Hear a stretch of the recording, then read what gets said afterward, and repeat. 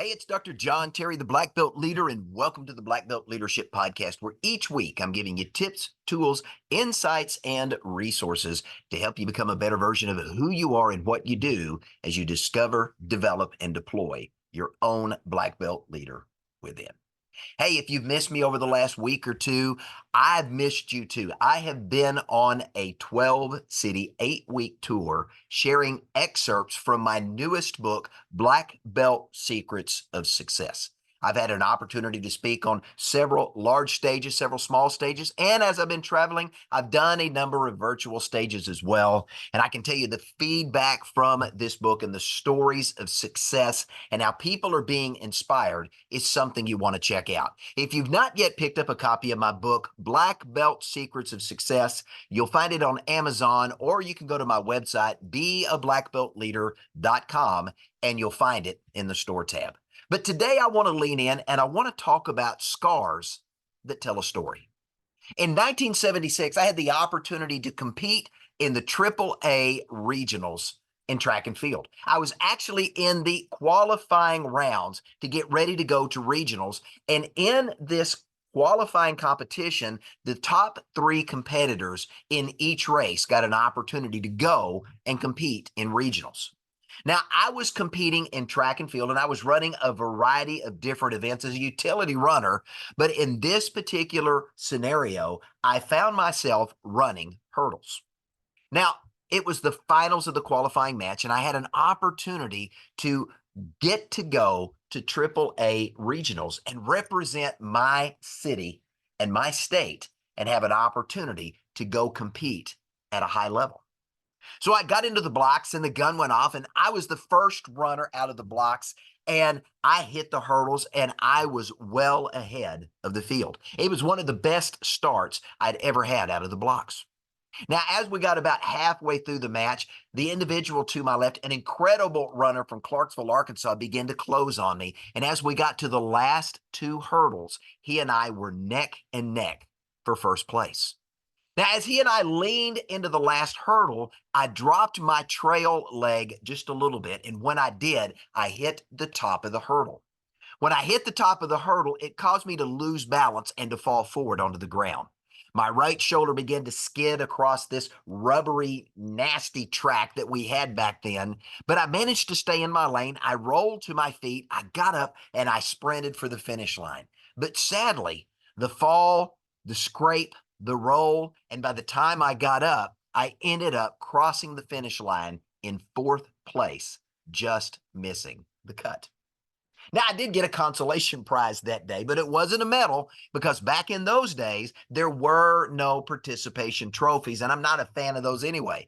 My participation trophy, my consolation prize, was a shoulder full of rubber, goo, and blood. It was a nasty mess, and I hung around till the track meet was over, and then I got on my bicycle, and I rode my bicycle home. I walked in the house, and my mom saw my shoulder, and she says, "We're going to the doctor." Well, fortunately, the doctor lived just really across the road from our house, good family friends, and we showed up. They worked me in, and this doctor looked at it. He said, "John, this is a mess." And he sat down and he began to take a scalpel and begin to try to cut away some of this rubber and goo that had been embedded in my shoulder. He cut, he scraped, he peeled, and ultimately managed to get all of that nasty stuff out of my shoulder. But by the time he was done, it was a bloody mess. And it left a pretty significant scar, a little bit bigger than the size of a quarter, that I carry on my right shoulder to this day. Now, often when I go swimming or I'm out and about and I'm wearing a sleeveless shirt or, I'm swimming with a group of folks and somebody will see the scar, the question inevitably becomes, "John, how did that happen?" Well, guess what? When they ask that question, I get to relive the moment and I get to re-experience the frustration that I had of all the training I had gone to make the top 3 and only to come up short because I failed in leading myself when I dropped my trail leg on the last hurdle and fell and scraped my shoulder. Understand this, my scar tells a story. Is it a story I'm proud of? Not really. I failed and I didn't accomplish what I needed to do, but I learned something from it. But here's what I can tell you. Scars tell a story. Matter of fact, I have another scar story. Let me share with you real quickly. I have another scar. In fact, I have 5 scars on my abdomen. Those scars are a reminder to me of a surgery that I went through that literally saved my life. I found myself several years ago, about 11 years ago now, in an emergency room suffering from a kidney stone. After passing a 5 millimeter stone from my left kidney and the pain went away, the doctor came in with good news and bad news. I said, okay, doc, what's the good news? She said, well, you passed a 5 millimeter stone from your left kidney into your bladder and you're going to be able to expel it. I said, great, doc, what's the bad news? She said, the bad news is you have a 10+ millimeter stone in your right kidney that if it were to move, you can't pass it. So I need you to go see a urologist and I need to set you up for lithotripsy, ultrasound treatment to break up that stone so I could ultimately pass it. I've had that before and I knew what was coming. So I scheduled an appointment to go meet with our urologist, and during the exam, he noted that my prostate did not appear normal.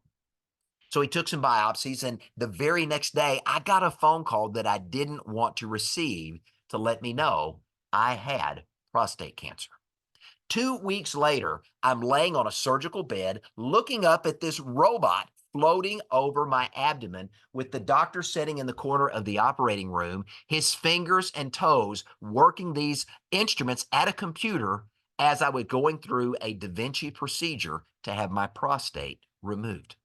A kidney stone literally saved my life. And 11 years later, I'm proud to say I am alive and I'm cancer free. My scar tells a story of how a kidney stone saved my life. Let me tell you another scar story. As a 10-year-old child, my father's clothes were caught on fire as he and some other kids in the neighborhood tried to go stamp out a grass fire that had been started when someone burning trash, some of the embers set a field on fire. Dad and some of his friends ran out to try to stomp the fire out, and Dad's clothes ignited. He experienced second and third degree burns over a third of his body, and he ended up spending nearly a year in the hospital recovering. My dad went through some very painful skin grafts, and there were questions as to whether or not he would ever fully recover or ever truly be able to walk again. The burns were that bad. But here's what I can tell you. Today, at the ripe young age of 88 years old, my dad's still kicking. Not as high as he used to, but he's still kicking. But his body still bears those scars. And those scars tell a story. Now, my mother lost her mom to cancer when my mom was 10 years old. As a result of that, she was the oldest child of a coal miner father with brothers and siblings. So my mom ended up raising 5 brothers and 2 sisters by herself, essentially, as her father worked tirelessly as a coal miner to provide for his family. Now, that event for my mom was so traumatic that to this day, she cannot remember the early years of her childhood or much that took place during that time. For her, those scars aren't visible to the naked eye, but those scars too tell a story. Remember, some scars that we have are visible. Other scars that we and others have are not. But every single scar tells a story. But here's the important part. We get to choose how we tell that story. And that's what I want to lean into for just a few moments. Now, a scar is a reminder of something that happened to you or I. Something happened to us. Maybe it was a traumatic physical injury. Maybe it was a traumatic event that you experienced that mentally or emotionally changed your life. You or I, we've all gone through events in life that have changed us in some way. And sometimes those events leave us scarred, marked, or marred in some way. But truth be told, probably every single one of us listening to this podcast, we have our own scars. Some are big, some are little, but every single one of us have them. Some of those scars are physical, some of those scars are mental, other scars are emotional. But guess what? We probably all have some scars in our lives, some events that we've gone through that in some way changed us and give us a story to tell. Those scars are a reminder that something happened, and something that happened often that was outside of our control. But nevertheless, you and I were impacted in some way. Now, I hate to tell you, but this is life. And in life, it's not always hunky dory. And we experience the ups and downs of life. And oftentimes things happen to us that we wish hadn't happened. But this is life. Life's not all good. Sometimes it's bad and sometimes it's ugly, but we all go through it and experience it together. This is life. And when life happens and it's not good, sometimes it creates a scar that tells a story. Now, I am impressed by the human body. I love to read about science. I love to read popular science and popular mechanics, and I love watching shows about anatomy, about science. And I'm just something that just fascinates me is the human body itself. It is one of the most complex and incredible machines in all of history. I'm a person of faith, and I believe when God created humanity, he created the most complex and intelligent being that he could ever create. But I want you to think about it just from a purely scientific standpoint. Whether you're a person of faith or not, you'll understand this. When you or I experience an injury, the body immediately shifts into repair mode. The blood, if we're bleeding, the blood begins to flow to that area with specific things that cause the blood to clot so we don't bleed out. The skin begins to immediately knit itself back together. Muscles that may have been damaged or organs may have been damaged begin to repair themselves and oftentimes regenerate. Damaged cells are ultimately replaced and cascaded away, and they are replaced with new cells. Our body is continually regenerating itself on an ongoing basis, even if we're not injured or harmed in some way. Our body is in a constant state of repair, and it is an amazing restorative process to watch and to study and to see how daily our body continues to renew itself. But sometimes, if we experience a physical injury, during this process, fibrous connective tissue ends up forming a scar that serves as a lasting reminder of what happened. Our scars tell a story. Now, when I look at my scars, I'm reminded of what caused the scars that I have. And I have several because I've been a very outgoing, rambunctious person, and I've experienced my fair share of cuts and scrapes, and I've had a few surgeries in my life, and every one of those scars tell a story. But more importantly, when I look at those scars, not only does it remind me of what I experienced, it reminds me that in every single one of those instances, not only did I experience an event that caused some trauma, I survived them. I got through it. I got to the other side. Now, some of my scars are visible. Other scars where I had an internal surgery are not visible to the naked eye. But those scars are still there, and each scar tells its own story. But here's what's important. How I use those stories to encourage and inspire others, or to fail to do that, says a lot about me as a person. And how you use your scars and the stories around your scars says a lot about you as a person as well. Because how you and I use our scars matters. Understand that scars are a reminder of what you and I have been through. Our scars remind us of what we survived, what we've overcome, and what you and I have conquered. Our scars tell stories. And if we rightly use those stories, we can use those scars to encourage, to inspire, and to challenge other people to look beyond the struggle they may be going through in the moment and to give them some vision, some hope, and some confidence they can come out better on the other side. When I look at the scars on my abdomen, I'm reminded of the fact that I am a cancer survivor. I am alive today because a kidney stone saved my life, and a doctor paid attention to the fact that something about my prostate didn't appear normal.